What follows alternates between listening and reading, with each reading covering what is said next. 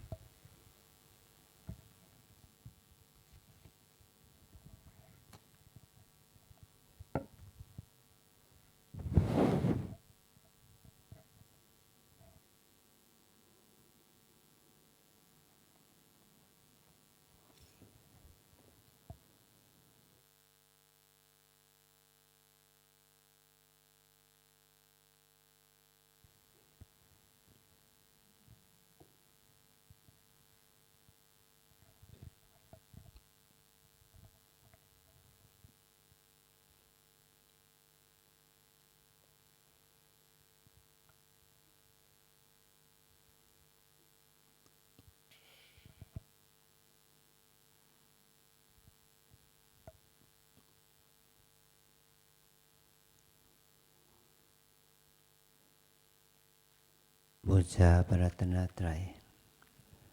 อิมินาสการเรนะอิมินาสการเรนะพุทธังอภิปูชยามะพุทธังอภิปูชยามะอิมินาสการเรนะอิมินาสการเรนะธัมมังอภิปูชยามะธัมมังอภิปูชยามะอิมินาสการเรนะอิมินาสการเรนะ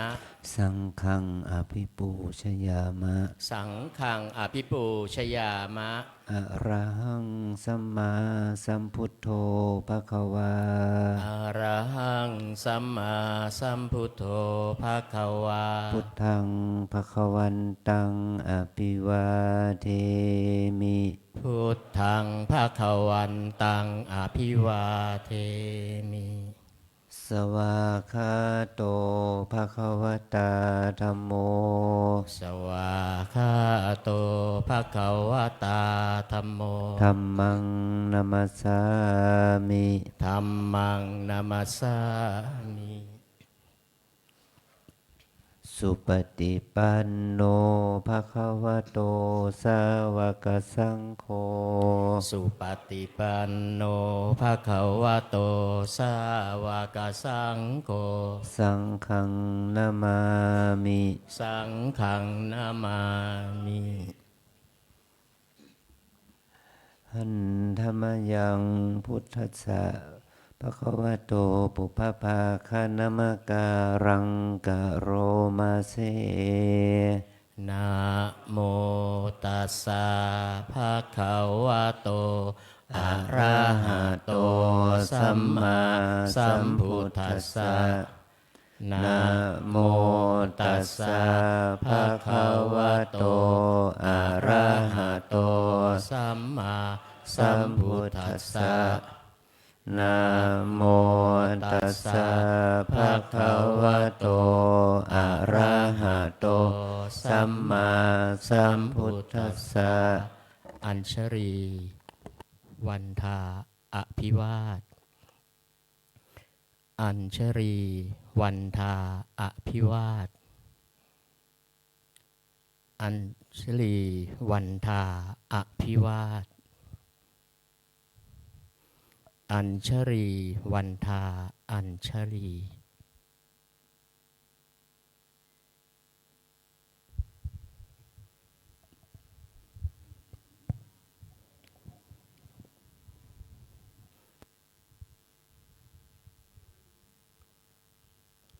ขอนิมนต์พระภิกษุสงฆ์น้อมกราบท่านพระอาจารย์เจ้าคุณโดยพร้อมเพรียงกันสามเณรแม่ชีโยคีขอให้น้อมกราบทีหลังอัญชรีวันทาอภิวาทอัญชรีวันทาอภิวาทอัญชรีวันทาอภิวาทอัญชรีวันทาอัญชลีขอนิมนต์สามเณรขอเชิญแม่ชีโยคีน้อมกราบท่านเจ้าคุณพระอาจารย์พร้อมกันค่ะ อัญชลีวันทาอภิวาทอัญชลีวันทาอภิวาทอัญชลีวันทาอภิวาท อัญชลีวันทาอัญชลี นิมนต์พระให้ศีล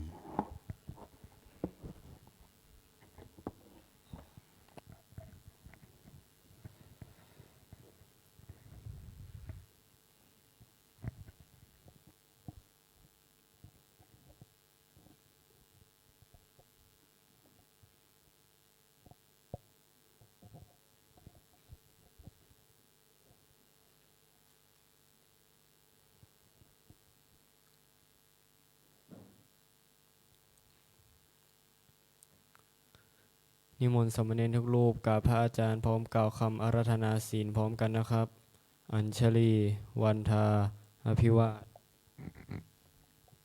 อัญชลีวันทาอภิวาทอัญชลีวันทาอภิวาทอัญชลีวันทาอัญชลีมะยังพันเตสรณสีลังยาจามะทุติยามปีมายังพันเตสรณสีลังยาจามะตาติยามปีมายังพันเตสรณสีลังยาจามะ นะโมตัสสะภะคะวะโตอะระหะโตสัมมาสัมพุทธัสสะนะโมตัสสะภะคะวะโตอะระหะโตสัมมาสัมพุทธัสสะนะโมตัสสะภะคะวะโตอะระหะโตสัมมาสัมพุทธัสสะ นะโมตัสสะภะคะวะโตอะระหะโตสัมมาสัมพุทธัสสะนะโมตัสสะภะคะวะโตอะระหะโตสัมมาสัมพุทธัสสะนะโมตัสสะภะคะวะโตอะระหะโตสัมมาสัมพุทธัสสะ ยะมะหังวทามิตังวเทหิ อามะพันเต พุทธังสรณังคัจฉามิ พุทธังสรณังคัจฉามิ ธัมมังสรณังคัจฉามิ ธัมมังสรณังคัจฉามิ สังฆังสรณังคัจฉามิ สังฆังสรณังคัจฉามิ ทุติยัมปิพุทธังสรณังคัจฉามิ ทุติยัมปีพุทธังสรณังคัจฉามิ ทุติยัมปิธัมมังสรณังคัจฉามิ ทุติยัมปิธัมมังสรณังคัจฉามิ ทุติยัมปิสังฆังสรณังคัจฉามิ ทุติยัมปิสังฆังสรณังคัจฉามิ ตาติยัมปิพุทธังสรณังคัจฉามิ ตาติยัมปิพุทธังสรณังคัจฉามิ ตาติยัมปิธัมมังสรณังคัจฉามิ ตาติยัมปิธัมมังสรณังคัจฉามิ ตาติยัมปิสังฆังสรณังคัจฉามิ ตาติยัมปิสังฆังสรณังคัจฉามิ ติสรณะขมนังนิทิตัง อามะพันเต ปานาติปาตาเวรมณี ปานาติปาตาเวรมณี อาทินนาทานาเวรมณี อาทินาทานาเวรมณี อะพรหมจริยาเวรมณี อาภัมมจริยาเวรมณี มุสาวาทาเวรมณี มุสาวาทาเวรมณี สุราเมรยมัชฌะปมาทฐานาเวรมณี สุราเมรยมัชฌปมาทฐานาเวรมณี วิกาลโภชนาเวรมณี วิกาลโภชนาเวรมณี นัจจคีตวาทิตาวิสุกาทัสนาเวรมณี นาจาคีตาวาทิตาวิสุกาทัสนาเวรมณี มาลาคันทาวิเลปนะธารณะมันดนาวิภูสนัฐานาเวรมณี มาลาคันทาวิเรปนะทารณะมันตนะวิภูสนัฏฐานาเวรมณี อุจจาสยนะมหาสยนาเวรมณี อุจจาสยนะมหาสยนาเวรมณี ชาตะรัชตะปฏิกหานา ชาตะรูปะรัชตะปฏิกหานาเวรมณี ชาตารูปารัชตาปฏิฆานาเวรมณี อิมานิทัสสะสิกขาปทานิสมาธิยามิ อิมานิทัสสะสิกขาปทานิสมาธิยามิอิมานิทัสสะสิกขาปทานิสมาธิยามิอิมานิทัสสะสิกขาปทานิสมาธิยามิอัญชลีวันทาอภิวาทอัญชลีวันทาอภิวาทอัญชลีวันทาอภิวาทอัญชลีวันทาอัญชลี ขอเชิญแม่ชีโยคีนั่งคุกเข่าค่ะ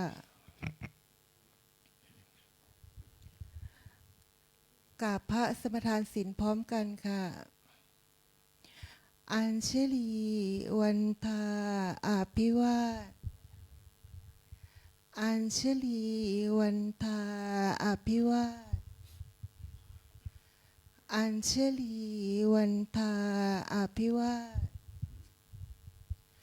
อัญชลีวันทาอัญชลีมยังพันเตติสเนนะสหอัฏฐศิรานิยาจามะทุติยมปิมยังพันเตติสเนนะสหอัฏฐศิรานิยาจามะตติยมปิมยังพันเตติสเนนะสหอัฏฐศิรานิยาจามะ นะโมตัสสะภะคะวะโตอะระหะโตสัมมาสัมพุทธัสสะนะโมตัสสะภะคะวะโตอะระหะโตสัมมาสัมพุทธัสสะนะโมตัสสะภะคะวะโตอะระหะโตสัมมาสัมพุทธัสสะ นะโมตัสสะภะคะวะโตอะระหะโตสัมมาสัมพุทธัสสะนะโมตัสสะภะคะวะโตอะระหะโตสัมมาสัมพุทธัสสะนะโมตัสสะภะคะวะโตอะระหะโตสัมมาสัมพุทธัสสะ พุทธังสารนังคัจฉามิ พุทธังสรณังคัจฉามิ ธัมมังสารนังคัจฉามิ ธัมมังสรณังคัจฉามิ สังฆังสารนังคัจฉามิ สังฆังสรณังคัจฉามิ ทุติยัมปิพุทธังสารนังคัจฉามิ ทุติยมปิพุทธังสรณังคัจฉามิ ทุติยัมปิธัมมังสารนังคัจฉามิ ทุติยมปิธัมมังสรณังคัจฉามิ ทุติยัมปิสังฆังสารนังคัจฉามิ ทุติยมปิสังฆังสรณังคัจฉามิ ตติยัมปิพุทธังสารนังคัจฉามิ ตติยมปิพุทธังสรณังคัจฉามิ ตติยัมปิธัมมังสารนังคัจฉามิ ตติยมปิธัมมังสรณังคัจฉามิ ตติยัมปิสังฆังสารนังคัจฉามิ ตติยมปิสังฆังสรณังคัจฉามิ ติสรณะขมนังนิธิตัง อามะพันเต ปานาติปาตาเวรมณีสิกขาปะทังสมาธิยามิ ปานาติปาตาเวรมณีสิกขาปะทังสมาธิยามิ อทินนาทานาเวรมณีสิกขาปะทังสมาธิยามิ อทินาทานาเวรมณีสิกขาปะทังสมาธิยามิ อะพลัมมะจริยาเวรมณีสิกขาปะทังสมาธิยามิ อภัมมจริยาเวรมณีสิกขาปะทังสมาธิยามิ มุสาวาทาเวรมณีสิกขาปะทังสมาธิยามิ มุสาวาทาเวรมณีสิกขาปะทังสมาธิยามิ สุลาเมระยะมัชฌปมาตฐานาเวรมณีสิกขาปะทังสมาธิยามิ สุราเมรยะมัชฌะปมาทฐานาเวรมณีสิกขาปะทังสมาธิยามิ วิกาละโภชนาเวรมณีสิกขาปะทังสมาธิยามิ วิการโภชนาเวรมณีสิกขาปะทังสมาธิยามิ นัจจะคีตวาทิตะวิสูกะทัศนะมาลาคันทวิเลปนะทาลนะมันดนะวิภูสนัทธานาเวรมณีสิกขาปะทังสมาธิยามิ นัจจะคีตะวาทิตะวิสุกะทัสนะมาราคันทะวิเลปนะธารณะมันธนะวิภูสนัฏฐานาเวรมณีสิกขาปะทังสมาธิยามิ อุจจาสยนะมหาสยนาเวรมณีสิกขาปะทังสมาธิยามิ อุจจาสยนะมหาสยนาเวรมณีสิกขาปะทังสมาธิยามิ อิมานิอัฏฐสิกขาปทานิสมาธิยามิ อิมานิอัฏฐสิกขาปทานิสมาธิยามิอิมานิอัฏฐสิกขาปทานิสมาธิยามิอิมานิอัฏฐสิกขาปทานิสมาธิยามิ อิมานิอัฏฐสิกขาปทานิสีเลนะสุขติงยันติสีเลนะโภคสัมปทาสีเลนะนิพุติงยันติตัสมาสีลังบิโสทะเย สาธุสาธุสาธุอัญชลีวันทาอภิวาทอัญชลีวันทาอภิวาทอัญชลีวันทาอภิวาทอัญชลีวันทาอัญชลี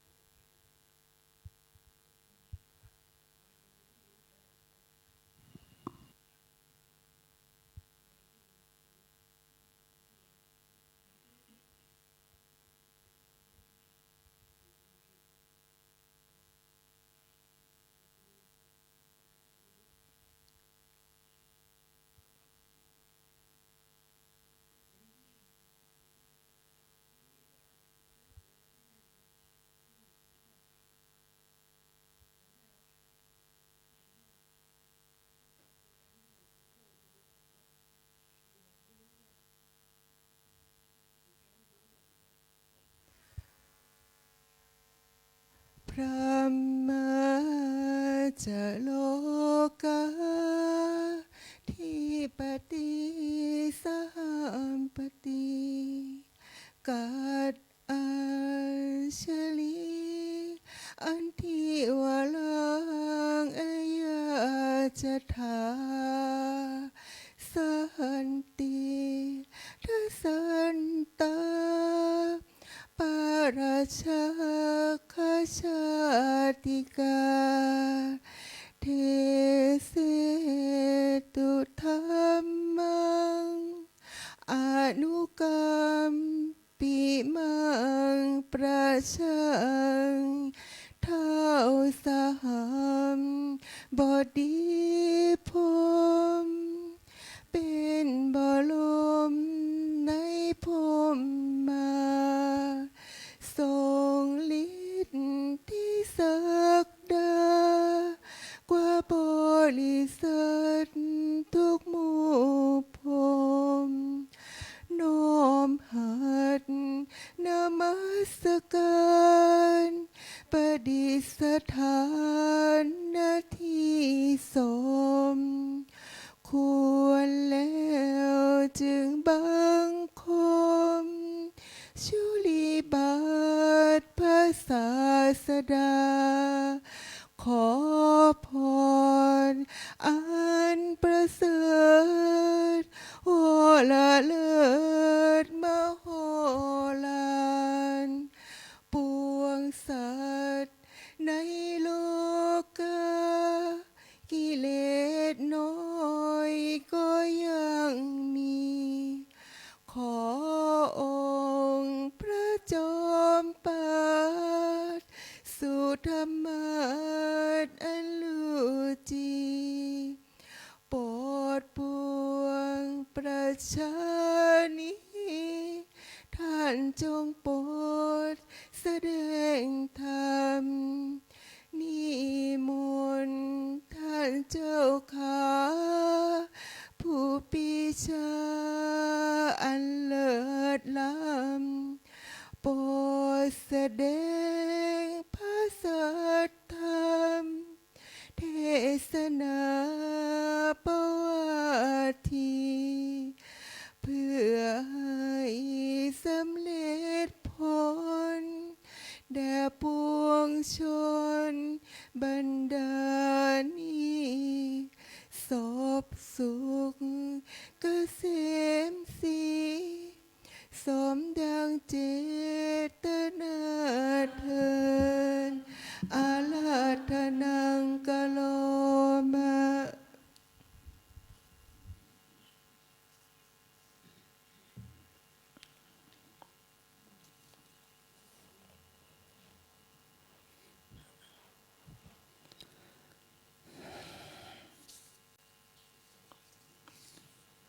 นะโมตัสสะภะคะวะโต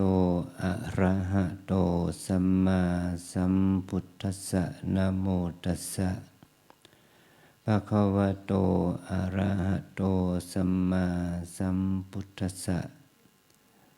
นะโมตัสสะภะคะวะโตอะระหะโตสัมมาสัมพุทธัสสะกาเลนะธัมมสวนังเอตัมมังคะละมุตตมันติขอความนอบน้อมของข้าพเจ้าจงมีแด่สมเด็จพระผู้มีพระภาค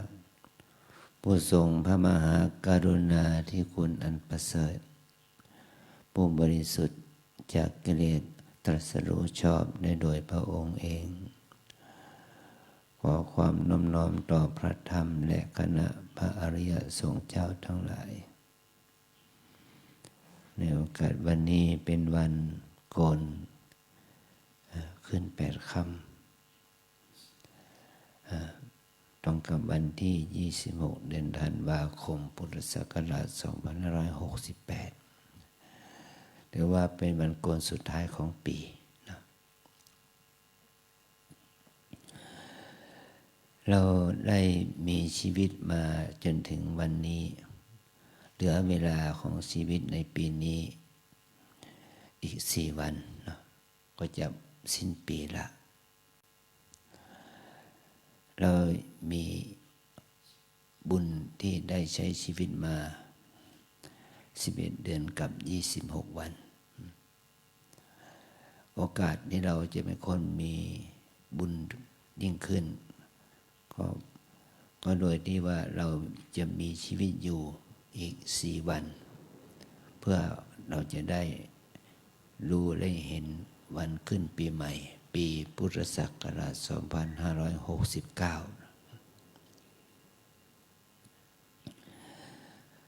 นี่วันขึ้นปีใหม่มันเป็นปีที่เราสมมุติกันเป็นปีสากลแต่วันปีใหม่ของเรานั้นน่ะไม่เหมือนกันเนาะวันขึ้นปีใหม่ของเราก็คือวันเกิดของเรานะเราเกิดวันไหนเดือนไหนปีใหม่ของเราก็ครบรอบปีในวันนั้นเดือนนั้น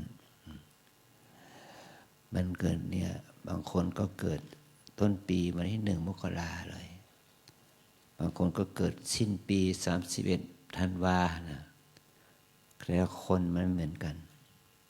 เพราะว่าวันเดือนเนี่ยมีคนเกิดแต่ก็มีคนตายกันทุกปีมาทุกวันทุกเดือนทุกวันมาเราจึงได้เห็นถึงความเปลี่ยนแปลงของชีวิตของสังขารนี่เราก็เลยมาคิดว่าเราจะเอาธรรมะเกี่ยวกับอะไรมาเทศให้เป็น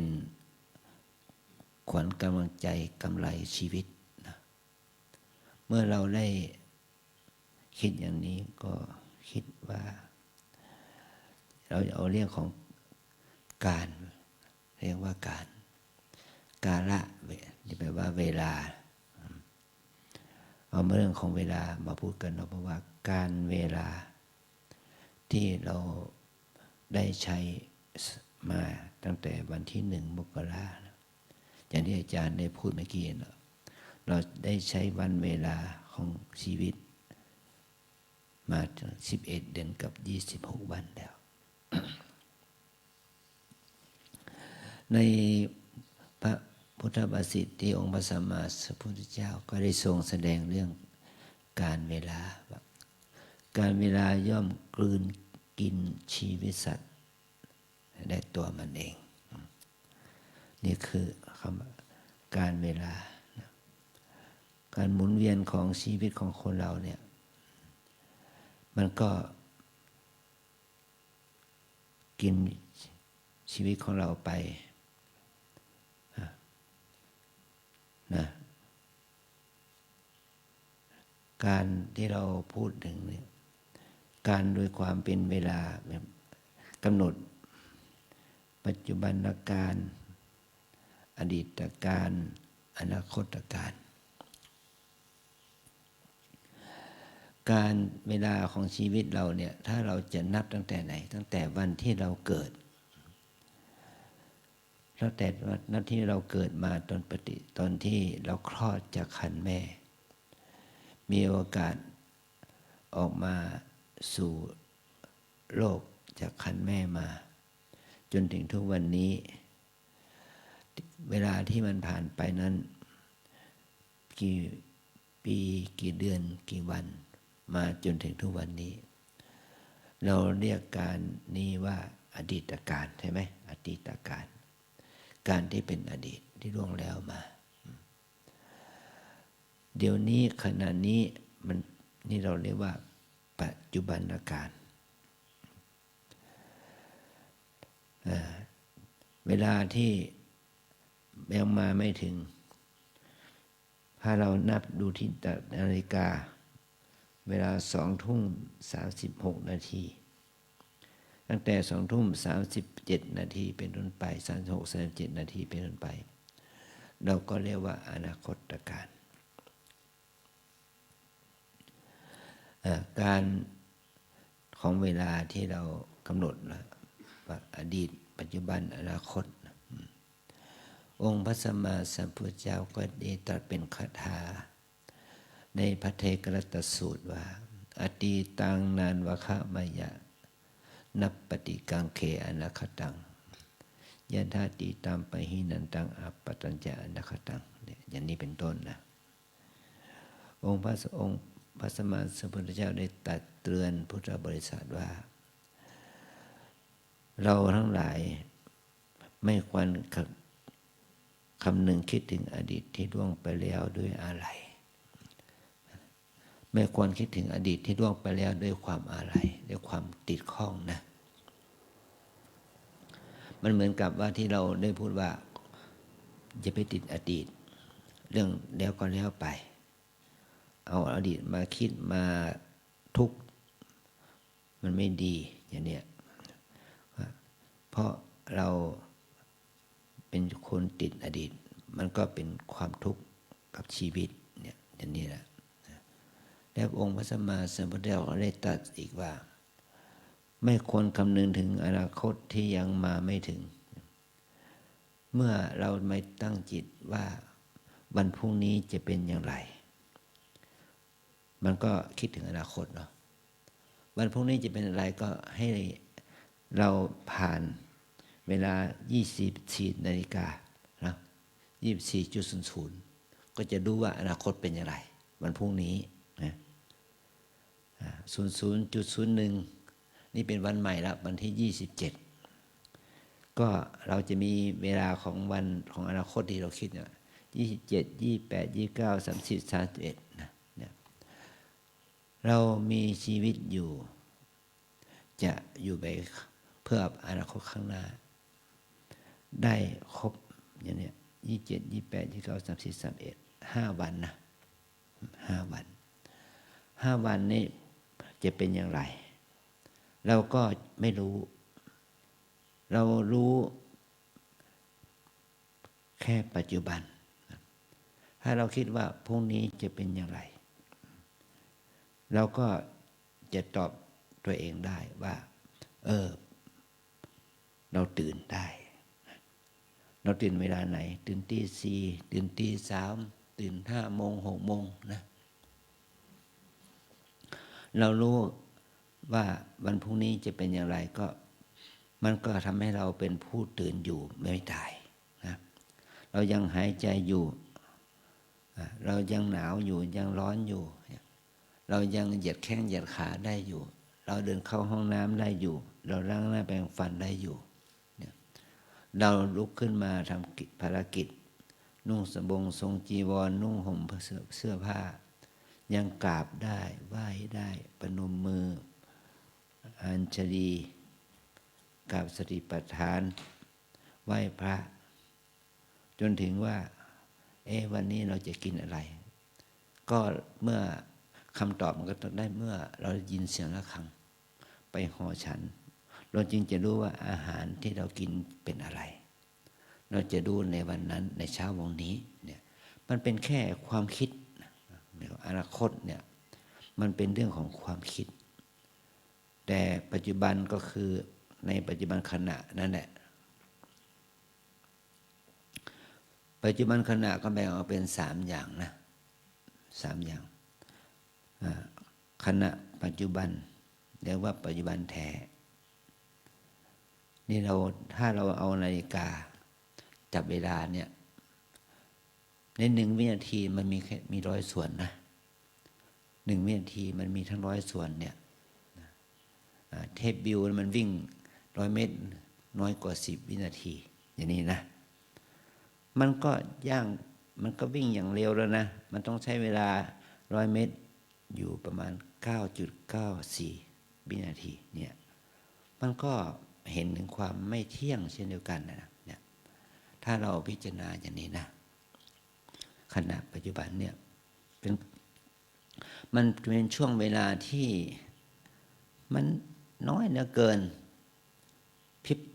กระพริบตาก็ยังช้าไปนะกระพริบตาก็ยังช้าไปหายใจเข้าหายใจออกก็ยังช้าไปขณะปัจจุบันเนี่ยเราเอามาเป็นอารมณ์กรรมฐานไม่ได้เรากำหนดมันเป็นแค่กำหนดอารมณ์อดีตที่เป็นอดีตที่สืบต่อกันที่เป็นปัจจุบันที่สืบต่อที่ภาษาพระเราเรียกว่าสันตติปัจจุบันสันตติปัจจุบันคือปัจจุบันที่สืบเนื่องกันเนี่ยเราเรียกว่าเป็นปัจจุบันที่สืบเนื่องต่อเนื่องเราเรียกว่าสันตติปัจจุบันที่เราปฏิบัติเนี่ยปวดหนอเนี่ยเราต้องปวดก่อนมันยังกำหนดได้คิดหนอมันก็คิดก่อนมันยังกำหนดจิตคิดนั้นได้อย่างเนี้ยนะหนาวหนอแล้วหนอก็คือเราต้องหนาวก่อนเราต้องร้อนก่อนมันจึงจะกำหนดหนาวหนอร้อนหนอได้อันนี้คืออารมณ์ปัจจุบันที่เรากำหนดภาวนาเนี่ยมันเป็นสันตติปัจจุบันนะที่ว่าวันนี้เดือนนี้อาทิตย์นี้หรือปีนี้นี่เราเรียกว่าอัตถาปัจจุบันอัตถาปัจจุบันคือการปัจจุบันนะว่าปีนี้ไม่ใช่ปีหน้าปี2569เป็นปีหน้าปี2567เป็นปีที่แล้วเนี่ยเป็นอดีต2567เป็นอดีตไปแล้ว2568เป็นปัจจุบัน2569ก็เป็นอนาคตเนี่ยอันนี้เขาเรียกว่าอัตถาปัจจุบันการปัจจุบัน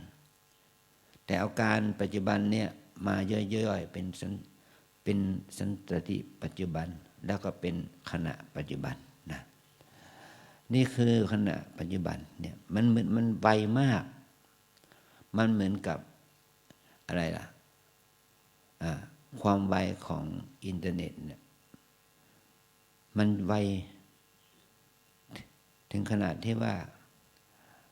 ใน1 ช่วงของ เสี้ยววินาทีเนี่ยที่เขานับว่ามันเป็นส่วนหนึ่งนี่มันเป็นความไวมากเราไม่สามารถที่จะกำหนดกฎเกณฑ์ได้นี่คือว่ามันเป็นขณะปัจจุบันเหมือนขณะจิตนี่แหละขณะจิตเนี่ยในคัมภีร์อภิธรรมนั้นได้กล่าวว่าในรัดนิ้วมือหนึ่งเนี่ยแป๊บเนี่ยนะจิตเกิดดับแสนโกรธขณะอย่างนี้นะเนี่ยรัดนิ้วมือหนึ่งก็มันไวแล้วนะแต่มันความเกิดความดับของจิตมันไวมากถึงขนาดเป็นแสนโกรธขณะนี่คือเป็นพระสัมมายุตญาณของพระสัมมาสัมพุทธเจ้านะพระองค์จึงออกแสดงอภิญญาจิตที่เราเรียกว่ายามกะปาฏิหาริย์ไวมากพระองค์ได้กำหนดจิตแสดงอภิญญาไม่รวดอย่างรวดเร็วแต่รูปนิมิตที่เกิดจากอภิญญาจิตนั้นทำให้คนอื่นเห็นเป็น2 ร่าง 3 ร่างเพราะขณะนั้นเนี่ยจิตของพระองค์นั้นได้อธิษฐานให้เป็นเช่นนั้นก็เพราะว่าภาวะจิตของพระองค์นั้นรวดเร็วเนี่ยคือเข้าถึงความเป็นภาวะจิตที่เกิดดับไวนะเราจะได้รู้ถึงสิ่งที่เป็นชีวิตของเราเนี่ยแม้แต่ร่างกายของเราเนี่ยเซลล์แต่ละเซลล์นะมันตั้งแต่ในองค์ประกอบของเซลล์ที่เราเรียกกันว่านิวเคลียสโปรตอนนิวตรอนอิเล็กตรอนนั่นแหละมันก็มีความเคลื่อนไหวเกิดดับอย่างรวดเร็วมันเป็นความรวดเร็วของพลังงานเนี่ยมนุษย์เรายังคำนวณได้เลยคำนวณออกมาเป็นเสี้ยวของวินาทีได้อันนี้ทำให้เราเข้าใจถึงอะไรเข้าใจถึงความเป็นอนิจจังของรูปนามความเป็นอนิจจังของธรรมความเป็นทุกข์ความทนอยู่ไม่ได้ของธรรมและความเป็นอนัตตาความไม่อยู่ในอำนาจของธรรมอันนี้คือภาวะที่ไม่คงที่ไม่คงตัวในคัมภีร์วัชรรัชยาปรมิตาสูตรนะท่านได้กล่าวถึงตัวปรมัตถธรรมอย่างยิ่งยวดเราได้ไปอ่านข้อคำแปลนะเราจะยึดสิ่งไหนไม่ได้เลยเราจะยึดรูปยึดนามตัวไหนไม่ได้เลยเพราะว่าทุกสรรพสิ่งนั้นย่อมมีความผันแปรเปลี่ยนไปแปลงอย่างเนืองนิดมันไม่สามารถที่จะยึดว่าเป็นสิ่งนั้นเป็นสิ่งนี้เป็นตัวเป็นตนเป็นรูปขันธ์เวทนาขันธ์สัญญาขันธ์สังขารขันธ์วิญญาณขันธ์อย่างนี้ยึดไม่ได้เลยเพราะว่าเมื่อเราจะยึดเมื่อเราจะพูดสิ่งเหล่านั้นก็ดับไปเสียแล้วเนี่ยมันรวดเร็วเหลือเกินนะมันไม่มีภาวะแห่งความเป็นหญิงเป็นชายเป็นตัวเป็นตนให้เราได้สัมผัสได้ยึดถือเนี่ยอันนี้เราให้เรารู้ถึงสภาวะธรรมที่มันเป็นเช่นนั้นมันเป็นเช่นนั้นมันเป็นของมันอย่างนั้นอย่างนี้นะการที่เรามาปฏิบัติเอาสภาวะแบบช้าๆหน่อยช้าๆแม้แต่เราจะเดินธรรมดาครูบาอาจารย์พี่เลี้ยงยังบอกให้เราเดินช้าๆใช่ไหมช้าๆยิ่งช้ายิ่งดีเนี่ยความรู้สึกช้าแต่ใจเรารู้สึกไวใจเราคิดอย่างนั้นนี่ไวแต่อาการของกายมันช้านะแต่ความจริงแล้วมันไวนี่คือสภาวะธรรมจะทำให้เราเข้าใจถึงสภาวะที่ทำให้เกิดปัญญาวิปัสสนามันเป็นสภาวะที่ละเอียดยิ่งหนักสภาวะเหล่านี้มันก็ต้องขึ้นอยู่กับการเวลานะการเวลาเนี่ยที่อาจารย์ได้พูดถึงแล้วว่ามันปีนี้ก็ผ่านไปแล้วทั้ง11 เดือนกับ26 วันอย่างนี้นะอันนี้เป็นการที่เราสมมุติว่าเป็นขณะปัจจุบันทันสติปัจจุบันอัฏฐาปัจจุบันนะเรื่องของการเวลาเนี่ยพระองค์ก็ยังเอามาใช้ในพระธรรมคำสอนให้เราเห็นถึงความเป็นอนิจจังทุกขังอนัตตาของสังขารนะ เนี่ยอดีตานะนะอดีตานะคตะปัจจุปนังอชตังวาเพตวาอย่างนี้นะขันธ์ห้าเนี่ยไม่ว่าจะเป็นรูปขันธ์เวทนาขันธ์สัญญาขันธ์สังขารขันธ์และวิญญาณขันธ์นั้นมันก็มีความเป็นอดีตปัจจุบันอนาคตแล้วมันยังมีตัวอีกการหนึ่งเขาเรียกว่าการละวิมุตติการเรียกว่าพ้นการละวิมุตติคือพ้นการทั้งสามมันไม่เป็นอดีตมันไม่เป็นปัจจุบันมันไม่เป็นอนาคตแล้วอะไรล่ะที่พ้นการละวิมุตติ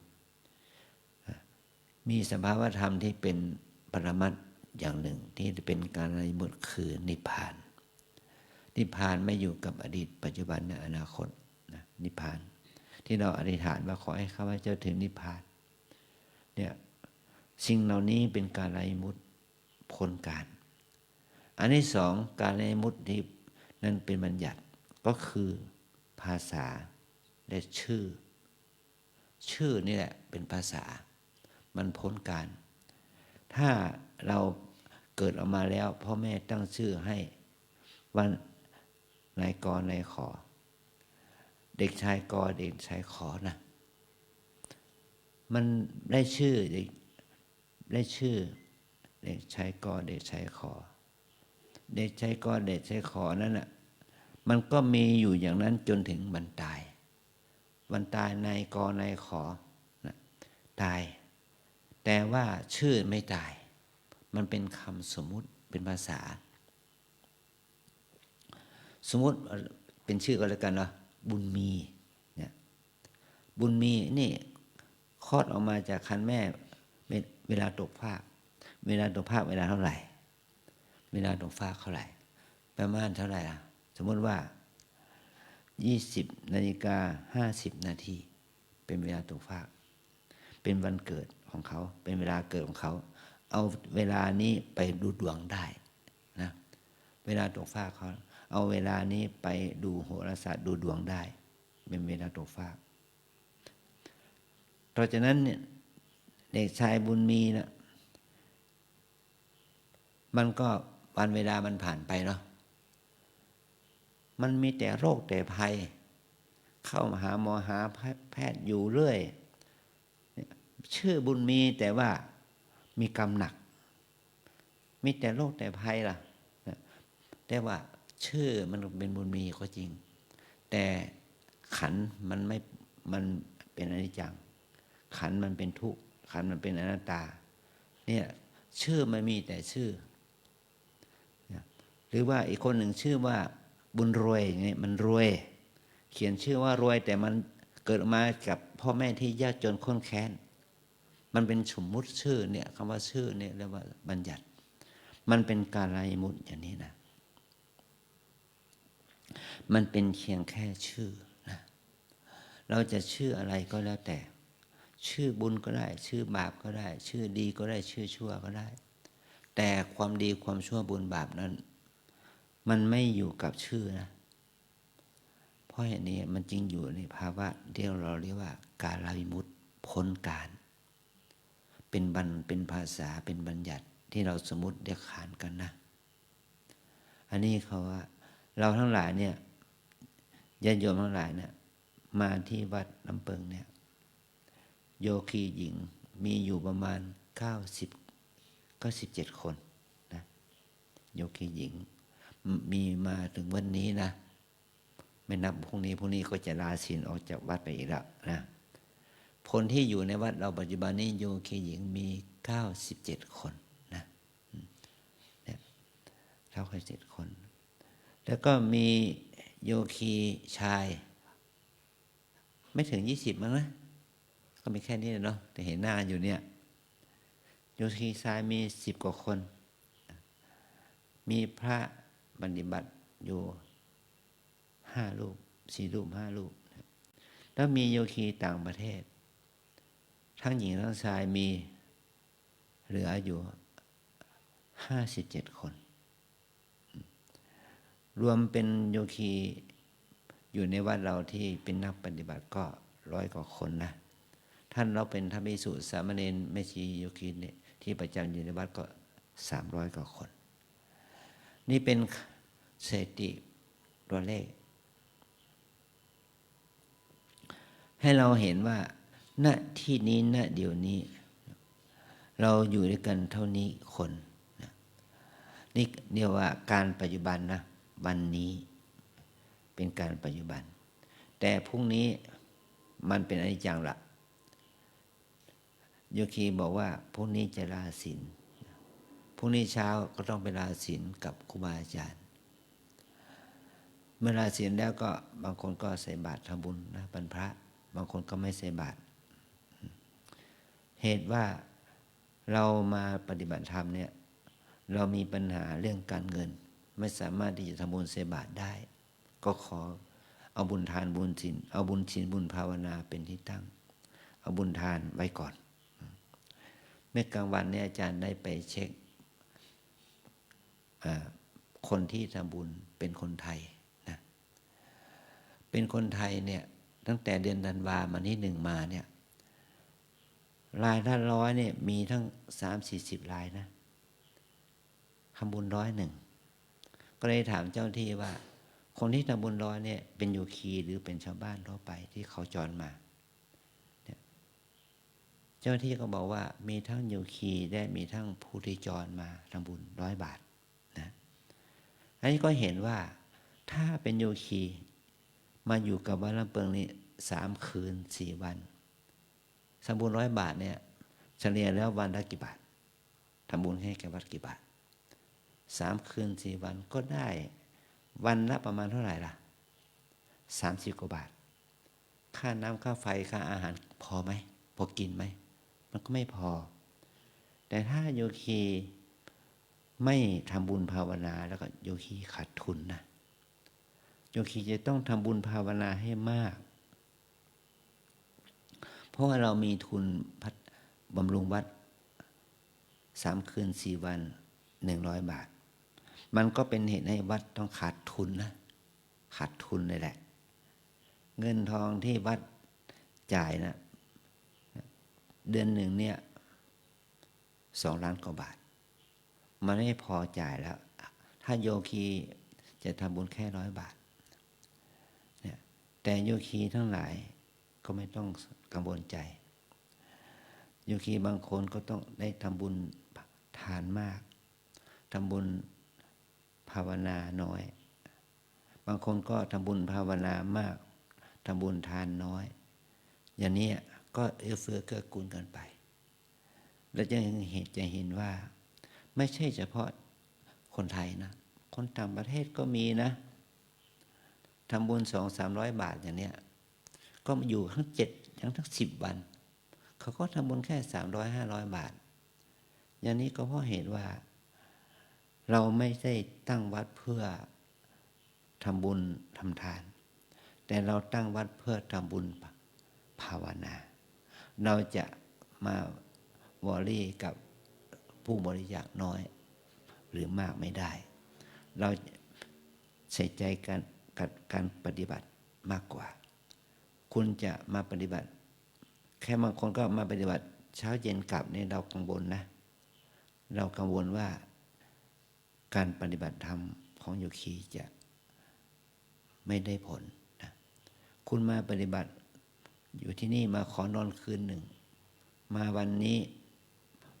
วันพรุ่งนี้ก็ออกนี่คือความวิกฤตของการปฏิบัติเพราะการปฏิบัติมันต้องใช้เวลาใช้วันเวลาที่ยาวนาน5 วัน 7 วัน 1 เดือนอย่างนี้เรียกว่าต้องเอาบุญภาวนาเป็นที่ตั้งเอาบุญทานบุญศีลมาเป็นตัวเสริมฐานะภาวะแห่งการปฏิบัติเนี่ยมันจึงจะดีขึ้นนะอันนี้มันอยู่กับเจตนาความต้องการของเราว่าเราจะทำบุญอะไรได้เท่าไหร่อย่างนี้ถ้าเราทำบุญภาวนาเราจะต้องใช้วันเวลาของชีวิตทำบุญให้มากขึ้นมันจึงจะทำให้พระศาสนาหลักคำสอนและวิถีชีวิตของเรานั้นได้เจริญในพระธรรมวินัยนี้นะคือเงื่อนไขของเราก็คือว่ามีความคาดหวังอยากจะให้โยคีอยู่นานขึ้นเราจึงมี ระเบียบว่าคุณจะต้องมานอนวัดอยู่วัดเนี่ย3 คืนขึ้นไป เพื่อให้คุณได้รู้จักองค์ภาวนากรรมฐานเนี่ยถ้าเราปฏิบัติน้อยเกินไปวัน2 วันเรายังไม่รู้จักพองไม่รู้จักยุบก็ไปเสียแล้วอย่างนี้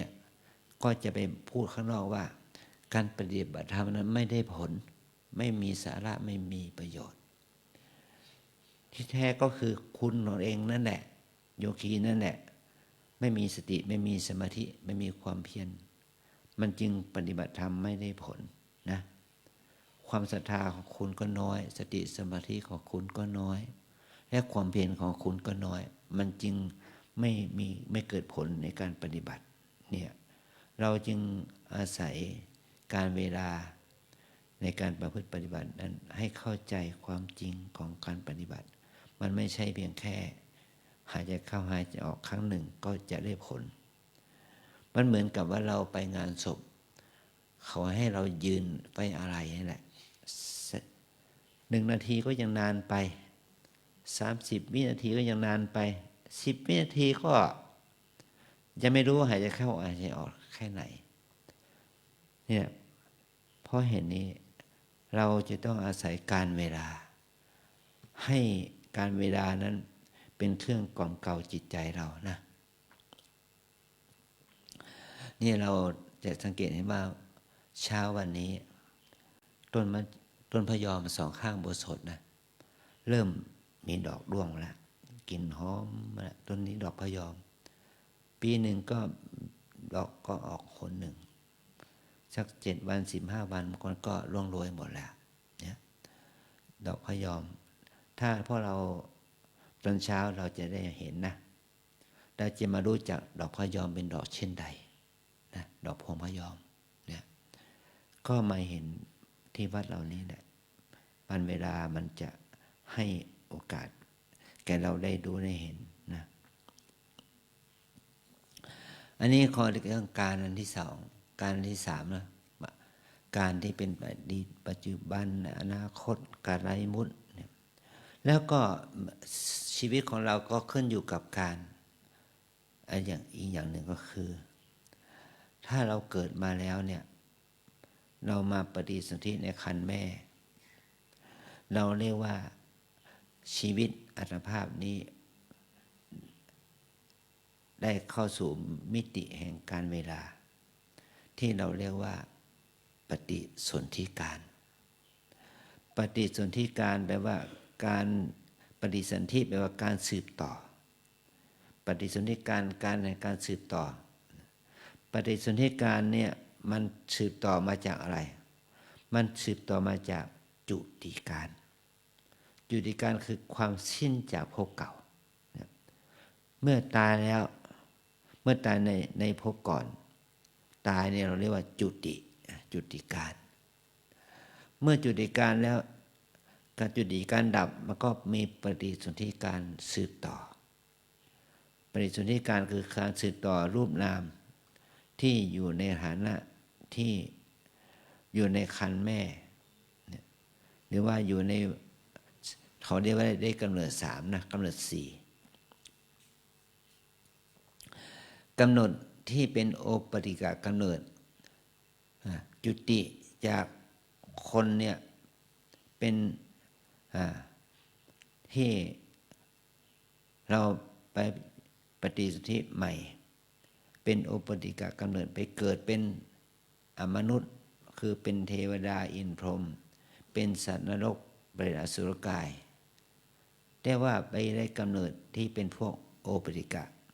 เกิดแล้วโตทันทีมีกายเป็นทิพย์มีร่างเป็นทิพย์อย่างนี้นี่ได้ฐานะแห่งโอปติกะกำเนิดเนี่ยนี่คือเป็นปฏิสนธิการแต่มันเป็นภาระเป็นร่างทิพย์เป็นขันธ์ทิพย์ที่เป็นทิพย์เนี่ยอันที่2คือประเภทที่2ว่าจุติจากคนอย่างนี้เป็นต้นนะได้ไปเกิดเป็นสัตว์อื่นที่เป็นพวกสังเสรชากำเนิดเกิดอยู่ในยางเหนียวไปปฏิสนธิที่เป็นพวกหนอนพวกอะไรอย่างนี้นะไป ไปเกิดเป็นสัตว์ที่อาศัยเมือกอาศัยของเหลวอาศัยของบูดเน่าไปเกิดเป็นพวกนี้เป็นพวกเรียกว่าสังเสทชะกำเนิดเกิดอยู่ในอย่างเหนียวอันที่สามประเภทคัพพะสัจกะกำเนิดเกิดที่ในครรภ์แม่คัพพะเกิดในครรภ์แม่เกิดในครรภ์แม่มีสองอย่างย่อยๆออกไปคืออันดาชะกำเนิดเกิดในครรภ์แม่ที่มีต้องอาศัยไข่ก่อนเหมือนกับเกิดเป็นไก่อย่างเนี้ยเป็นปลาอย่างเนี้ยอาศัยไข่ก่อนแล้วจึงมาคลอดอีกทีหนึ่งออกจากไข่นะเป็นอันดาชะกำเนิดแต่พวกเราเนี่ยเกิดในชราพุชะกำเนิดเกิดในมดลูกเชื้อของพ่อเชื้อของแม่ต้องปฏิสนธิกันในมดลูกเนี่ยเรียกว่าชราพุชะกำเนิดเนี่ยชราพุชะกำเนิดเนี่ยเกิดแล้วเรามองไม่เห็นแม่ของเราไม่เห็นไข่ของพ่อไม่เห็นไข่ของแม่ผสมเชื้อของพ่อนะเราไม่เห็นแต่มันมีเวลาของมันนะเมื่อเชื้อของพ่อผสมไข่ของแม่ในเวลาไหนอาจจะเป็นเวลาที่ฟังเทศก็ได้อาจจะเป็นเวลาที่ฟังธรรมก็ได้อาจจะเป็นเวลาที่เราทำบุญตักบาตรก็ได้อาจจะเป็นเวลาที่เราทำวัดสวดมนต์ก็ได้อาจจะเป็นเวลาที่เราทำกิจกรรมน้อยใหญ่ที่เป็นบุญก็ได้แล้วก็เราก็ได้ปฏิสนธิในเวลานั้นที่ไข่เชื้อของพ่อไปถึงไข่ของแม่นั่นแหละนี่เราได้ถือคติถือกำเนิดเป็นชราพุชะเกิดอยู่ในครรภ์นะเกิดอยู่ในครรภ์แม่อันนี้วาระอย่างนี้แหละที่ไข่ของที่เชื้อของพ่อผสมไข่ของแม่ในขณะไหนก็เป็นปฏิสนธิการของเราในขณะนั้นเมื่อเป็นปฏิสนธิแล้วก็ขยายเนื้อเยื่อขยายเซลล์ออกมากลายเป็นตัวอ่อนหรือกลายเป็นเด็กอ่อนกลายเป็นทารกนะมาจนถึงเกิดที่ว่าชาตะเกิดนะเกิดในครรภ์ที่ออกจากครรภ์แม่นั่นแหละที่เราถือว่าเป็นเวลาตกฟากนั่นแหละนะมันก็เป็นการเกิดครั้งที่สองนะเกิดครั้งที่สองเกิดมาเป็นตัวคนแล้วแต่มันไม่ใช่เกิดโดยอาศัยปฏิสนธิอันนี้คือถือว่าเป็นการที่สองเขาเรียกว่าปฏิสนธิการเมื่อดับไปแล้วก็เราก็มีการสืบสารของรูปของไข่ของเชื้อของแม่ของพ่อของแม่นั้นนี่เราเรียกว่าประวัติการมาจนถึงพวกเราทุกวันนี้เดี๋ยวนี้นะนี่คือเป็นประวัติการคำว่าประวัติการแปลว่าการเป็นไปการเป็นไปที่มันผันแปรเปลี่ยนแปลงจากปฐมวัยมัชชิมวัยและปัจฉิมวัยอย่างนี้นะเมื่อเราอยู่ในวัยไหนล่ะถ้าเรามีอายุตั้งแต่อยู่ในครรภ์แม่จนถึงอายุ25 ปีเราเรียกว่าปฐมวัยนะปฐมวัยหลังจาก25 ปีเราเรียกว่าหลังจากวัยเบญจเพสนะไปจนถึงอายุ50 ปีเราเรียกว่ามัชชิมวัยมัชชิมวัยวัยเป็นที่อยู่กลางๆนะเมื่ออายุ50 ปีไปจนถึง75 ปีเราเรียกว่าปัจฉิมวัยเพราะอาศัยวันเวลาของชีวิตของสัตว์โลกนะเราเรียกว่าเราคำนวณอายุของมนุษย์ในโลกเนี่ยประมาณ75 ปีแต่ถ้าว่าโดยรายบุคคลแล้วก็ไม่แน่นะวัยที่ในสมัยพระพุทธเจ้าบอกว่าปฐมวัยก็เป็นวัยที่เรามีชีวิตอยู่เอาวันเวลาประมาณ100 ปีปฐมวัยก็ประมาณ33 ปี33 ปีปฐมวัยเหมือนกับว่าวัยที่พระพุทธเจ้าตรัสรู้น่ะก็ประมาณ35 ปีผ่านปฐมวัยตอนที่พระองค์ตรัสรู้แล้วเผยแพร่ธรรมไปจนถึง66 ปีนี่คือเป็นมัชชิมวัยจาก66 ปีเนี่ยจนถึง100 ปีเป็นปัจฉิมวัยวัยที่เป็นแบ่งเป็น3 วัยอย่างนี้ในสมัยที่พระพุทธเจ้ามาปฏิสนธิอยู่ในวัยอยู่ในยุคของคนมีอายุ100 ปีอย่างนี้นะถ้าเรามาคำนวณอย่างนี้เราจะเห็นว่าปฐมวัยมันไม่คงที่ในคัมภีร์ที่ท่านได้กล่าวไว้ว่าอายุของมนุษย์ต่ำสุดแค่10 ปีอันนี้นะอายุของมนุษย์ในชมพูทวีปสูงสุดเป็นอสงไขยปีอายุมากยืนยาวมากกว่าอายุของเทวดาพระอินทร์อีกอย่างนี้นะเพราะว่าอายุไขของมนุษย์นั้นอยู่ที่เราอยู่ในยุคไหนถ้าอยู่ในยุคนี้ก็เป็นวัยอย่างนี้แหละอายุอย่างนี้แต่เราก็มีความสงสัยอยู่เหมือนกันนะว่าทำไมคนเราจึงอายุน้อยจึงอายุมากเนี่ย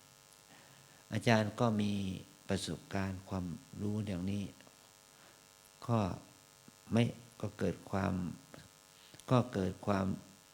รู้สึกสังเวชใจอย่างนี้ก็เกิดขึ้นนะเพราะว่าคราวหนึ่งมีเพื่อนสมัยเป็นเนรด้วยกันเนี่ยมาเยี่ยมที่วัดนะเพื่อนที่บ้านมาเยี่ยมที่วัดว่าถามว่ามาทำอะไรมาเชียงใหม่มาทำอะไรเขาก็บอกว่าเอาหลานมาฉีดฮอร์โมนทำไมเอามาฉีดฮอร์โมนเพราะว่าหลานอายุแค่8 ขวบนะป.2 ป.3 นี่แหละเด็กอายุ8 ขวบแล้วมันมีเมนแล้วมีเมนมีประจำเดือนแล้วนะจึงเอามาฉีดฮอร์โมนระงับให้ใบประจำพันธุ์มันไม่ก่อให้เกิดมาฉีดยาเพื่อระงับฮอร์โมนเพื่อจะไม่ให้เด็กนี้มีประจำเดือนเนี่ยแค่เด็กอายุ8 ขวบนะแล้วว่าโอ้เป็นอย่างนั้นหรือเด็กอายุแค่8 ขวบมีเมนแล้วอย่างนี้เราบอกว่าโอ้ท่านลูกหลานผมนี่นะมันยังอายุมากกว่าเด็กคนหนึ่งนี่หมอเขาบอกว่าอายุแค่6 ขวบก็มีเมนเนี่ยมันทำไมได้เป็นอย่างนี้เพราะว่าเด็กปัจจุบันนี้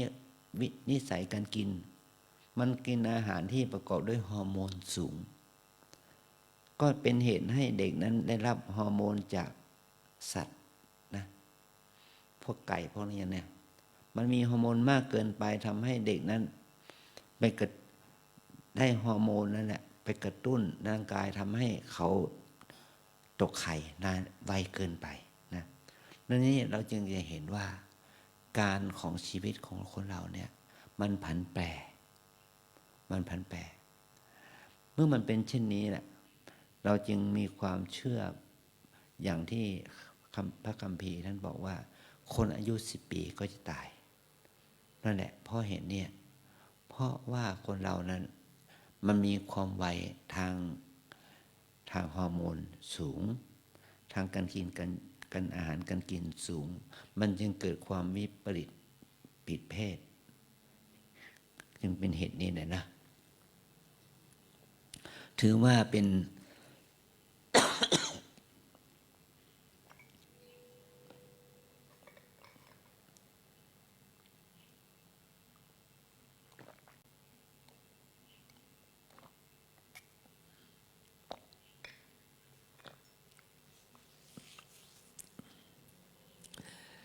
เนี่ยถือว่าสภาวะทางร่างกายภาพของคนเราเนี่ยมันตกอยู่ในกฎไตรลักษณ์อย่างนี้เลยนะ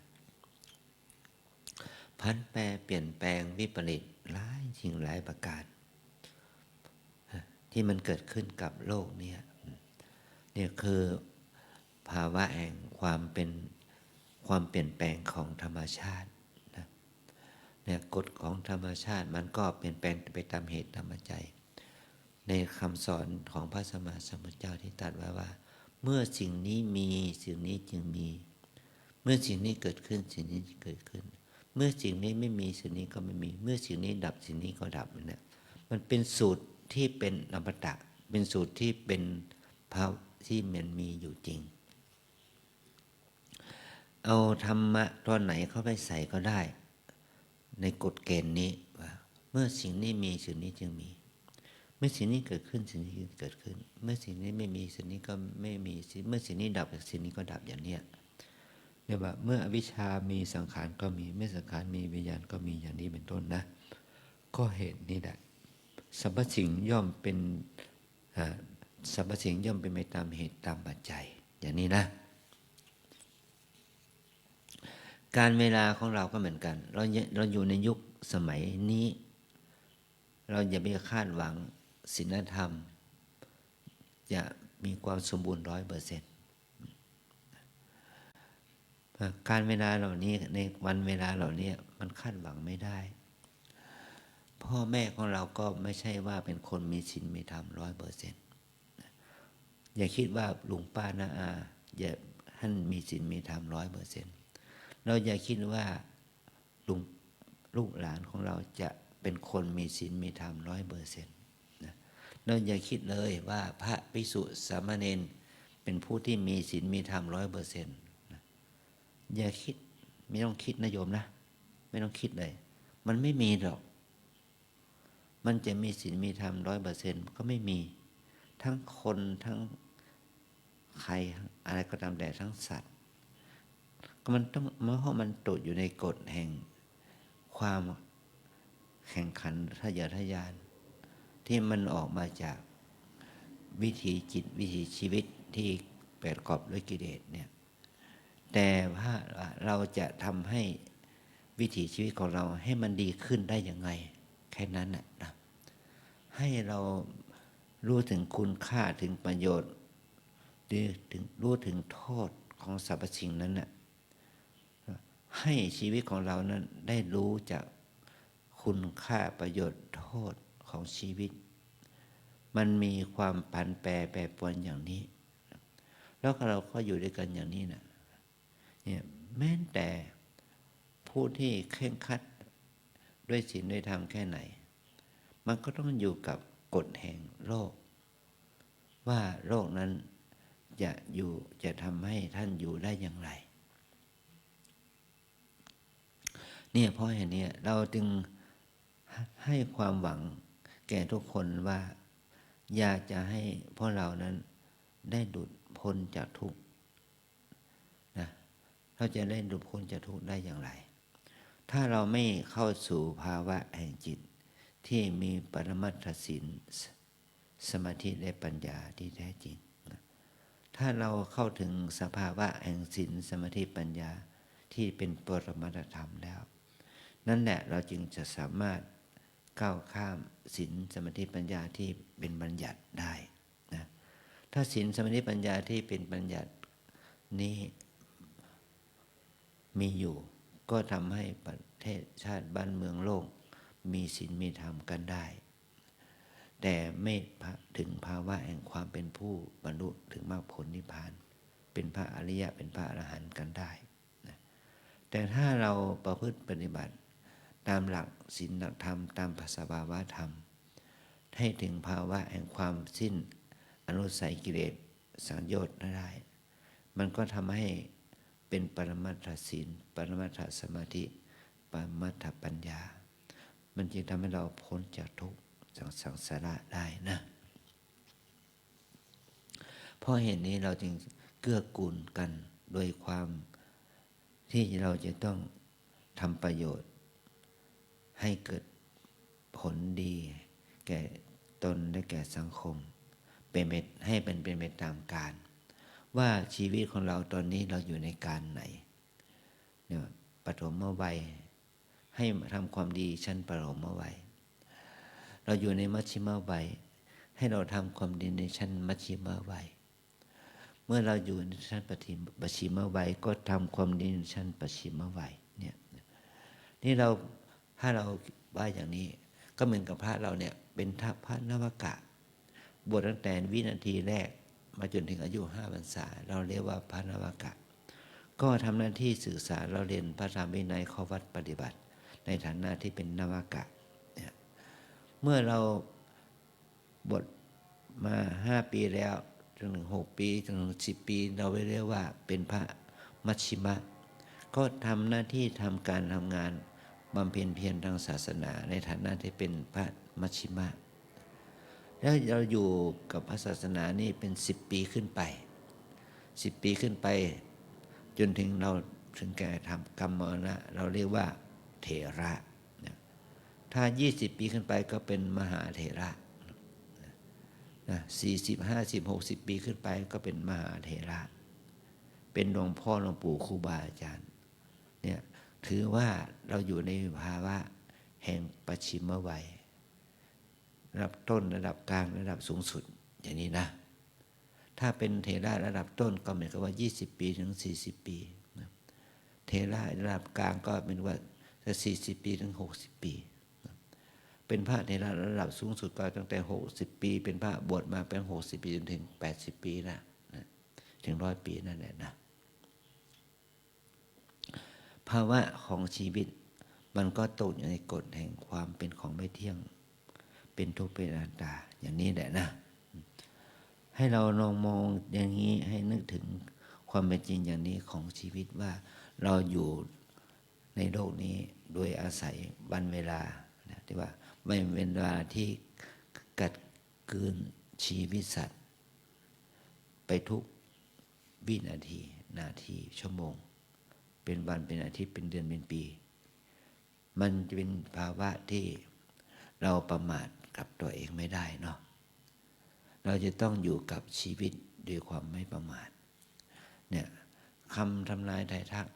ว่าเราจะมีอยู่100 ปีมันก็ไม่ถึง100 ปีถ้าเราดำเนินชีวิตอย่างประมาททำนายทายทักคำทำนายทายทักนั้นว่าคุณจะมีอายุ40 ปี50 ปีตายแต่ถ้าเราทำความดีแล้วด้วยความไม่ประมาทเราก็มีอายุ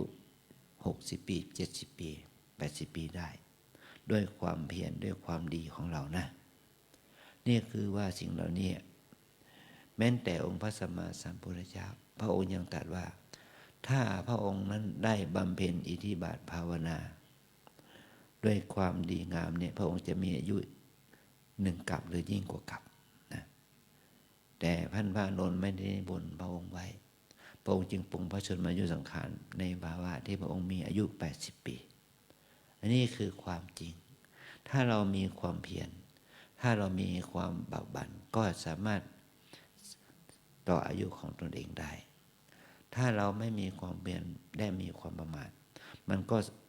ไม่สามารถที่จะต่ออายุของตนเองได้นะขอให้เราทั้งหลายนั้นได้ทำความดีต่ออายุของเรานะเมื่อเรายังมีชีวิตอยู่ในปีนี้อีก5 วันเนาะหวังว่าทุกคนจะรอดนะจะไม่ตายนะ เนนกลัวตายไหมไม่กลัวตายเนาะแล้วเนนจะรอดไหมไม่รอดนะตายภายใน7 วันนี่แหละเนาะลูกเนนจะตายภายใน7 วันนี่แหละไม่รู้ว่าจะเป็นวันอาทิตย์วันจันทร์นะก็เป็นวันตั้งแต่วันอาทิตย์ถึงวันเสาร์เป็นวันตายของเรานะเนี่ยต้องตายภายใน7 วันนะบางคนตกใจเลยนะฉันจะตายภายใน7 วันหรือไงก็แน่นอนตาย7 วันเดือนปีมันไม่แน่นอนขอให้เราทั้งหลายได้เห็นคุณค่าของชีวิตทุกลมหายใจเข้าออกการเวลาแห่งการมีชีวิตแค่ลมหายใจเข้าออกก็ยาวแล้วนะเป็นเหตุให้เราได้รู้ธรรมได้บรรลุธรรมได้ตรัสรู้ธรรมได้แค่1 ลมหายใจเข้าออกก็ขอให้เราได้รู้ถึงคุณค่าประโยชน์ของชีวิตนะให้เราทำความดีบำเพ็ญทานรักษาศีลภาวนาเท่าที่เราจะทำได้สืบต่อไปอาจารย์มันก็เห็นก็บรรยายธรรมก็เห็นว่าสมควรแก่เวลาจึงขอสมมุติยุติลงคงไว้แต่เพียงเท่านี้ขอความสุขความเจริญด้วยอายุวรรณะสุขภาละจงมาเกิดผลแก่พวกเราทั้งหลายให้ ให้มันเรามีเวลาที่จะประพฤติปฏิบัติเพื่อ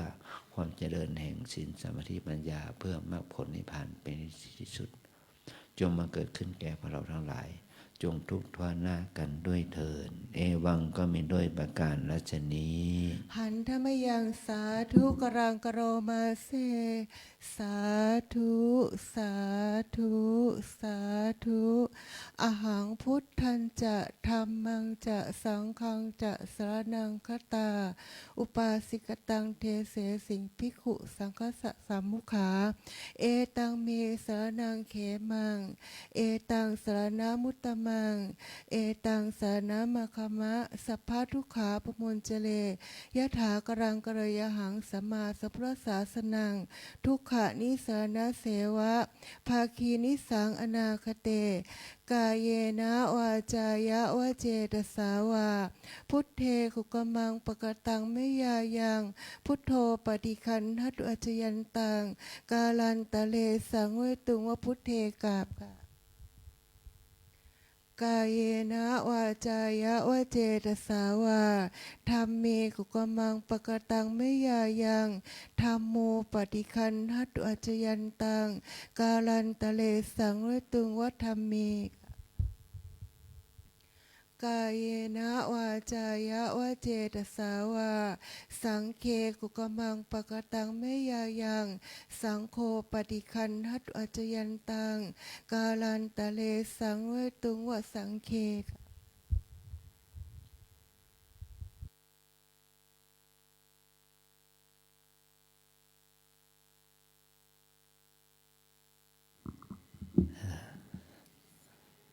กระติกน้ำอุ่นนี่มัน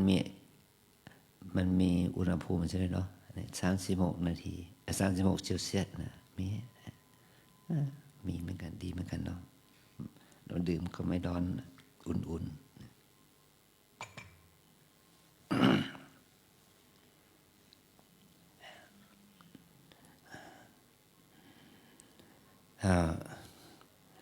อย่างที่พูดเนี่ยเราจงใส่ใจกับวันเวลาของชีวิตให้มีคุณประโยชน์ให้มีค่านะแล้วก็มันจะทำให้ดูดีทำให้มันดูดีขึ้นเนี่ยทั้งพุทธันจะธัมมันจะสังฆันจะสรณังคตาอุบาสิกะจะอันนี้ขอให้ท่องให้มันช้าหน่อยให้คนที่เขาไม่ถนัดก็ให้เขาพูดตามทันกาเยนะวาจายวะเจตสาวาก็ท่องให้มันช้าหน่อยบอกกราบให้มันช้าหน่อยทำให้โยคีที่มาใหม่ให้เขาท่องทันนะมันวาจาคำพูดให้มันสละสลวยน่าฟังแล้วก็มีปีติในการพูดมีความสงบจิตสงบใจนะเราจะไม่พูดดังเกินไปเราจะพูดไม่พูดค่อยเกินไป ที่อาจารย์พูดก็เพื่อว่าที่พูดค่อยเพราะว่ามันกำลังของเราเนี่ยมันอ่อนลงตั้งแต่อาจารย์อาพาธแล้วความที่เราอาพาธเรารู้สึกถึงกำลังกายของเรามันลดถอยลดลงไปแต่ว่าเราพยายามพูดแล้วก็มันก็ยังเหนื่อยอยู่นะมันก็เหนื่อยแต่ยังพูดได้นะแล้วก็ทำให้การบรรยายธรรมของเราเนี่ยการชวนาการเสพอารมณ์เนี่ยมันช้ามันช้าเวลาพูดก็พยายามที่จะพูดให้มีสาระมีประโยชน์มันก็ลำบากนี่ขอท่านโจบอกว่าวันนี้เป็นวันเทศของอาจารย์เป็นวันโกนส่งท้ายปีเก่าเนี่ยเราก็เลยมีความที่จังใจที่จะมาเทศนะ แต่ไม่ได้หมายความว่ามันเราจะเทศอะไรดีเนี่ยก็มาพูดถึงเรื่องการเวลานี่แหละนะว่าการเวลาของชีวิตของเราเนี่ยเราจะทำยังไงให้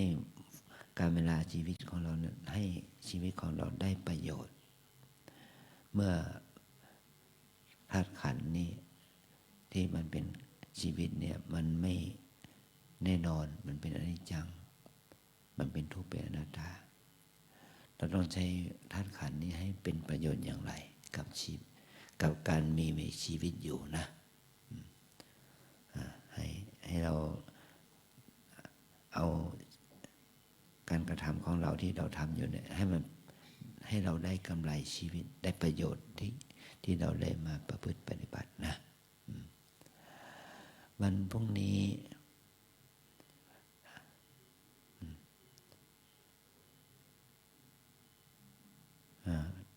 ทางคณะสงฆ์จะมาประชุมที่วัดเราคณะสงฆ์อำเภอเมืองนะแล้วก็มีกิจกรรมเสริมก็คือมีการมอบไฟของสมเด็จพระสังฆราชแล้วมอบน้ำพุทธมนต์จากสมเด็จพระสังฆราชอาจารย์ไปรับมาจากวัดพระราชดอยสุเทพหลวงพ่อเจ้าคณะภาคได้มอบให้มาขยายให้แก่เจ้าคณะตำบลแล้วเจ้าคณะตำบลก็ขยายให้แก่เจ้าวาดทุกวัดจะได้สวดมนต์ส่งท้ายปีเก่าต้อนรับปีใหม่นะแล้วมีน้ำพระพุทธมนต์ของสมเด็จพระสังฆราชผสมนะไฟที่เกิดจาก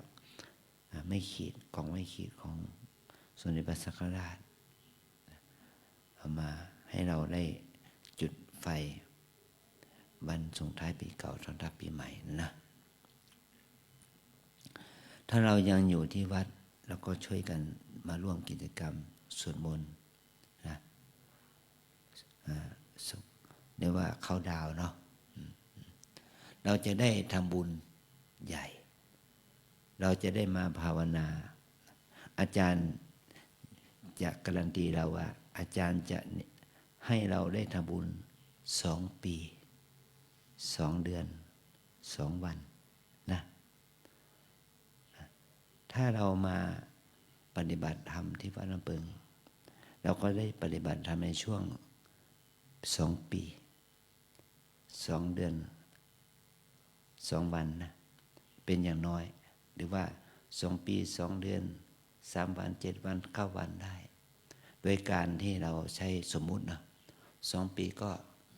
6 8 6 9 2 เดือนก็ธันวามกรานะ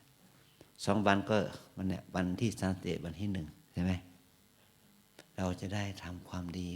ว่าผมไปปฏิบัติธรรมที่วัดลำเปิงก็2 ปี2 เดือน2 วันดูนาฬิกาแค่2 ชั่วโมงไม่ใช่อย่างนั้นให้แท้เรามาทำความดีแค่2 ชั่วโมงนะไม่ใช่อย่างนี้แหละ2 ปี2 เดือน2 วันนะความคิดนี้อาจารย์ได้ฟังจากพระเพื่อนจากลำพูนนะเขานิมนต์อาจารย์ไปเทศเนี่ยไปเทศเข้าดาวนี่แหละว่าอาจารย์ผมไปจัดกิจกรรมปฏิบัติธรรมเข้าดาว2 ปี2 เดือน2 วันให้อาจารย์ไปเทศให้ผมหน่อยผมอาจารย์ก็งงนะว่าท่านจะปฏิบัติธรรม2 ปี2 เดือน2 วันได้อย่างไรคนเหล่านั้นเขาบอกว่าอาศัยวันเวลาวันเนี้ย31วันที่1ก็ข้ามปีข้ามเดือนข้ามวันกันได้ด้วยเหตุนี้ต่อมาอีกไม่นานทางรัฐบาลเขาก็ทำกิจกรรมนี้นะเข้าดาวเนี่ยไม่ใช่ว่าส่งท้ายปีเก่าต้อนรับปีใหม่ด้วยเหล้ายาปาปิ้งให้เราส่งท้ายปีเก่าต้อนรับปีใหม่ด้วยการสวดมนต์ภาวนาเราต้อนรับด้วยธรรมะต้อนรับด้วยบุญ2 ปี2 เดือน2 วันอย่างนี้นะอาจารย์วัดเราเนี่ยทำมาก่อนรัฐบาลเขาทำมาก่อนนะรัฐบาลเขาทำทีหลังเราทำก่อนแล้วทำแล้วเนี่ย แต่ปีนี้เราจะไม่แจกของขวัญนะมันมันมันยุ่งยาก ถ้าใครจะมาแลกก็แลกกันเองก็แล้วกัน ปี2 ปีที่แล้วมาเนี่ยอาจารย์ก็งดเว้นการแจกของขวัญหลายปีก่อนเนี่ยอาจารย์แจกของขวัญแลกของขวัญกันนะมันวุ่นวายเราเอาแค่สวดมนต์ทำบัตรภาวนาเนาะเพื่อเป็นกำไรชีวิตของเรานะส่งท้ายปีเก่าด้วยการทำบุญต้อนรับปีใหม่ด้วยการทำบุญภาวนาสวดมนต์ภาวนากันนะนี่ก็เราก็จะได้มีโอกาสทำประโยชน์เพื่อที่ว่าเราก็มีว่าไลฟ์สดนะใครไม่ได้มาก็ติดตามทางไลฟ์สดนะก็จะได้ทำบุญด้วยกันเนาะไลฟ์สดถ้าใครได้มาก็มาร่วมทำบุญมาบวชสวดมนต์ภาวนาที่วัดเรานะสภาพอากาศก็เย็นสบายดีเนาะไม่หนาวไม่ร้อนเกินไปไม่ร้อนมันจะหนาวบ้างก็ทนได้เนาะก็ให้เรานั้นได้ทำประโยชน์ความดีงามด้วยวิถีของพุทธวิถีของพุทธวิถีพุทธเราเอาพุทธวิถีเนี่ยเอามาทำความดีทานศีลภาวนาศีลสมาธิปัญญาในช่วงโอกาสต้อนรับปีใหม่ส่งท้ายปีเก่านะไปด้วยกันเนาะทั้งพระทั้งชีทั้งโยคีญาติโยมทำได้ด้วยกันทั้ง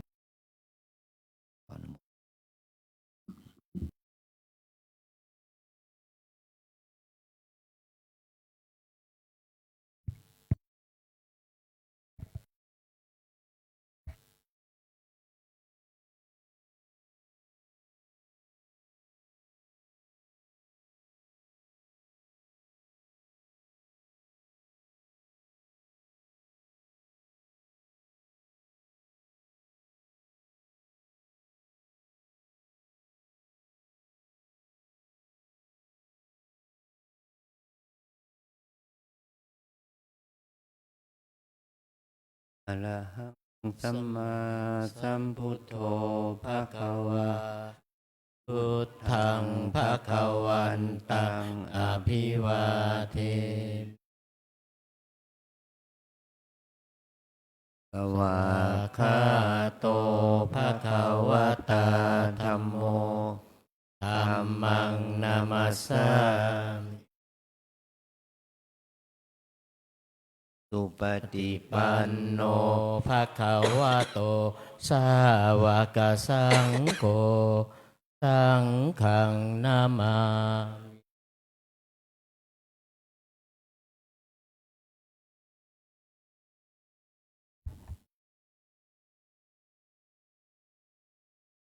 ขอนิมนต์พระภิกษุสงฆ์น้อมกราบท่านพระอาจารย์เจ้าคุณโดยพร้อมเพรียงกันสามเณรแม่ชีโยคีขอให้น้อมกราบทีหลังอัญชรีวันทาอภิวาทอัญชรีวันทาอภิวาทอัญชรีวันทาอภิวาทอัญชรีวันทาอัญชลีขอนิมนต์สามเณรขอเชิญแม่ชีโยคีน้อมกับท่านเจ้าคุณพระอาจารย์พร้อมกันค่ะอัญเชลีวันทาอภิวาทอัญเชลีวันทาอภิวาทอัญเชลีวันทาอภิวาทอัญเชลีวันทาอัญเชลียาโลธรรมาวัฏันติอายุวันโนสุขังพลังสาธุสาธุสาธุ ขอนิมนต์พระภิกษุสงฆ์สามเณรช่วยกันเก็บอาสนะกลับเข้าที่เดิมด้วยนะครับและช่วยกันปิดประตูหน้าต่างอุโบสถ